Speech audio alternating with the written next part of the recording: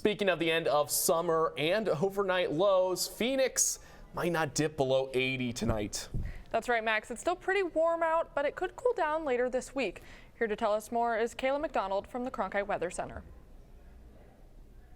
Yes, it's still going to be pretty warm even as we're getting into those evening hours with the sun still shining nice and bright with 100 degrees around 6 o'clock. But as we're getting into the evening where we're going from 7 to 8 o'clock, we're going to dip from those upper 90s into lower 90s into those early morning lows. So looking up north, 40 degrees at the Grand Canyon, 44 degrees in Flagstaff. That's pretty cold, and it's going to be much warmer down in the valley for those lows with 83 degrees in Phoenix, 77 degrees in Casa Grande. And those highs, it's about that same pattern where up north it's 80 degrees at the Grand Canyon, 78 degrees in Flagstaff, and it is pretty warm with 105 degrees in Phoenix, 102 degrees in Casa Grande.